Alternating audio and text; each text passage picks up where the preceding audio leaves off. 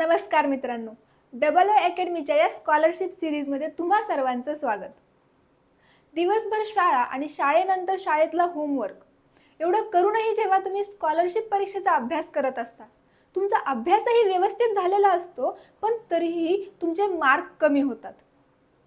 मग एवढा चांगला अभ्यास करूनही आपले मार्क नेमके कुठे जातात किंवा कोणत्या छोट्या छोट्या चुकांमुळे आपण मार्क गमावून बसतो, तेच आपण आजच्या व्हिडिओमध्ये पाहणार आहोत. मग जर तुम्ही इयत्ता 8वी साठी किंवा इयत्ता 5वी साठी स्कॉलरशिप परीक्षेची तयारी करत असाल, तर तुम्हाला या छोट्या छोट्या गोष्टी माहीत असणं खूप आवश्यक आहे. पेपर सोडवायच्या आधी म्हणजे प्रश्नपत्रिका भेटल्यानंतर आपल्याला कोणत्या गोष्टींची काळजी घ्यायची आहे हे आपण आजच्या व्हिडिओमध्ये पाहणार आहोत. मग बघा, जेव्हा तुमच्या हातात पेपर येईल तेव्हा तुम्हाला कोणत्या चुका टाळायचे ते बघूयात. तर प्रश्नपत्रिका सोडवण्यापूर्वी आपल्याला पेपरवरती काही सूचना दिलेल्या असतात, पण पेपर सोडवायच्या नादात आपण त्या सूचना वाचणं विसरून जातो. मग त्या सूचना काय असतात हे आत्ताच जाणून घ्या, म्हणजे तुम्हाला त्यावेळी हे वाचावं लागणार नाही. मग बघा, त्या सूचना कोणत्या असतात. तर या प्रश्नपत्रिकेत 2 विभाग आहेत. त्यापैकी विभाग 1 मध्ये तृतीय भाषा विषयासाठी 25 प्रश्न व विभाग 2 मध्ये बुद्धिमत्ता चाचणी विषयासाठी 50 प्रश्न असे एकूण 75 प्रश्न आहेत. सर्व प्रश्न सोडविणे आवश्यक आहे. आता हा आपण एक सॅम्पल क्वेश्चन पेपर म्हणून एक पेपर घेतलाय. ठीक आहे. आता हा पेपर कशाचा आहे, तर इंग्रजी आणि बुद्धिमत्ता चाचणी.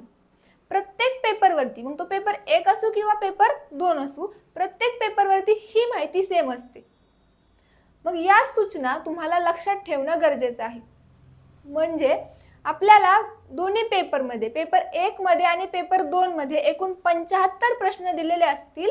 ते सर्व प्रश्न सोडवणे आवश्यक आहे. नंतर प्रत्येक प्रश्न हा 2 गुणांसाठी असतो, म्हणजे एका प्रश्नाला 2 गुण असतात. पुढे प्रश्नपत्रिका सोडवण्यासाठी एकूण 90 मिनिटांचा कालावधी दिला जाईल.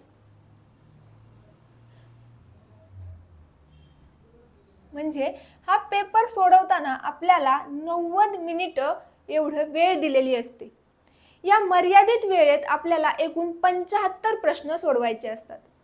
मग या 90 मिनिटात 75 प्रश्न सोडवण्यासाठी काय महत्त्वाचं आहे, तर वेळेचं नियोजन. मग या 90 मिनिटांचं नियोजन करून तुम्ही 75 प्रश्न सोडवू शकता. त्यासाठी तुम्हाला आधी सोप्या स्वरूपाचे प्रश्न, मध्यम स्वरूपाचे प्रश्न व अवघड स्वरूपाचे प्रश्न माहीत असणं गरजेचे. या 90 मिनिटात जेव्हा तुम्ही पेपर सोडवायला सुरुवात कराल, तेव्हा सगळ्यात सोप्या स्वरूपाचे प्रश्न आधी सोडवले तर तुमचा बराच वेळ इथं वाचू शकतो. पुढे बघा, उत्तरे नोंदवण्यासाठी स्वतंत्र उत्तरपत्रिका दिलेली आहे. म्हणजे तुम्हाला एक प्रश्नपत्रिका आणि एक उत्तरपत्रिका दिलेली असते. त्यात तुम्हाला उत्तरं लिहायची असतात. मग ही उत्तरपत्रिका कशी असते, तर त्या उत्तरपत्रिकेला आपण OMR शीट म्हणतो. प्रत्येक प्रश्नासमोर 4 पर्यायांसाठीची क्रमगत वर्तुळे दिलेली आहेत. त्यातील अचूक उत्तराचा पर्याय क्रमांक असलेले वर्तुळ पुढील उदाहरणात दाखवल्याप्रमाणे रंगवा. म्हणजे त्या उत्तरपत्रिकेवरती आपल्याला क्रमगत असे 4 वर्तुळ दिलेले असतात. मग या 4 वर्तुळांमध्ये जो आपला योग्य पर्याय असेल ते वर्तुळ अशा प्रकारे रंगवायचं आहे. खालील प्रमाणे नोंदवलेली उत्तरे ग्राह्य धरण्यात येणार नाहीत. असे उत्तर लिहिल्यास 0 गुण दिले जातील.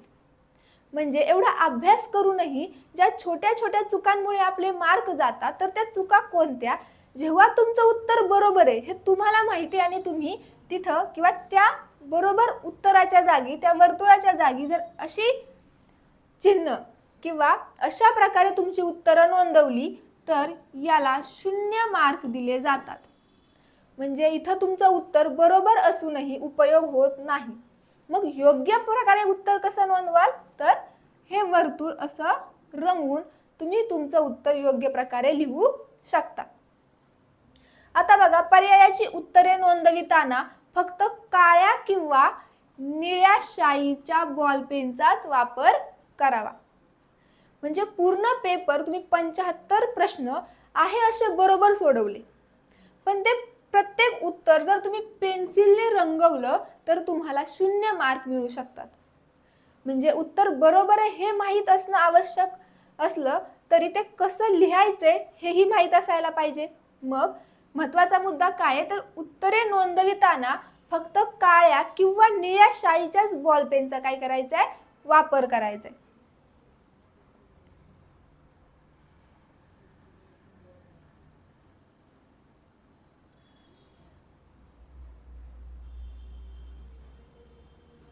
पुढे बघा, एकदा नोंदवलेली उत्तरे पुन्हा बदलता येणार नाहीत. OMR शीट म्हणजे तुम्हाला तुमच्या 75 प्रश्नांच्या नंबर समोर 4 वर्तुळे दिलेली असतात. म्हणजे प्रत्येक प्रश्नासाठी तुम्हाला 4 वर्तुळे दिलेत आणि त्यात तुम्हाला तुमचं उत्तर नोंदवायचे. मग एका प्रश्नासाठी जर तुम्ही तुमचं उत्तर नोंदवलंय तर परत तुम्ही ते बदलू शकत नाही.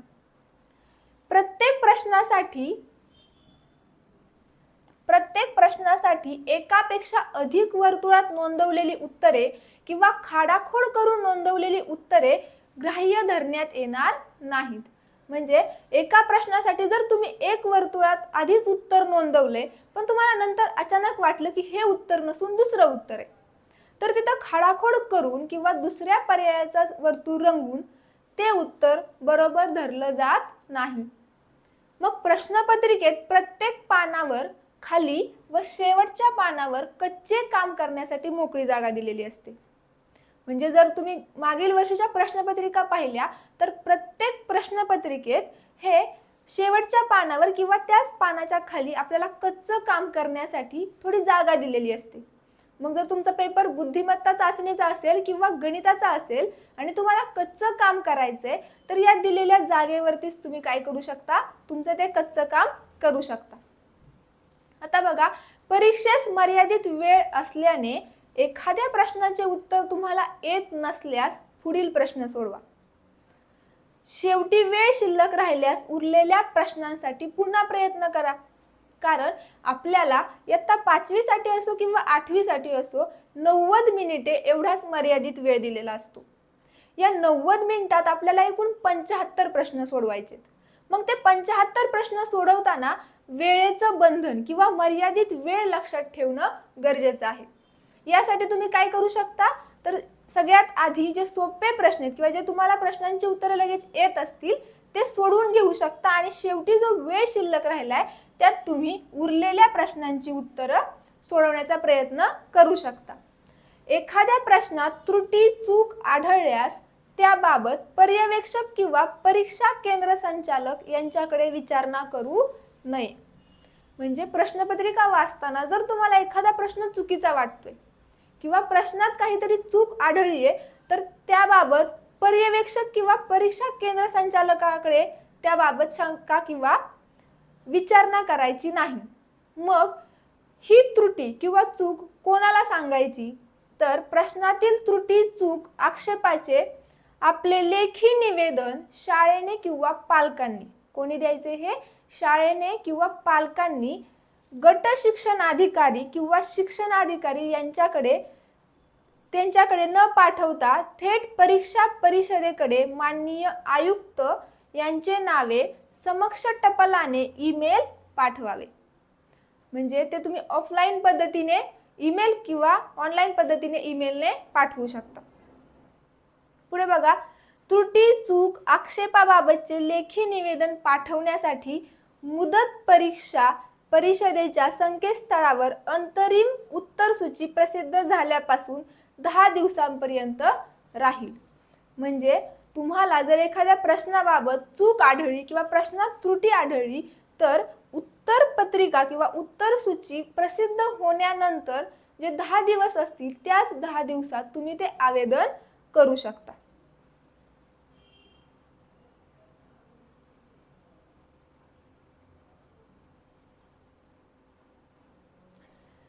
आणि आता शेवटचं, मुद्रण दोष किंवा अन्य कारणांमुळे प्रश्न चुकीचा असल्याचे आढळल्यास तज्ज्ञ समितीच्या अभिप्रायानुसार तो रद्द केला जाईल. म्हणजे जर परीक्षा परिषदेला आठवलं किंवा परीक्षा परिषदेला समजलं की हा प्रश्न चुकीचा आहे तर तो त्यांच्याकडूनच रद्द केला जातो.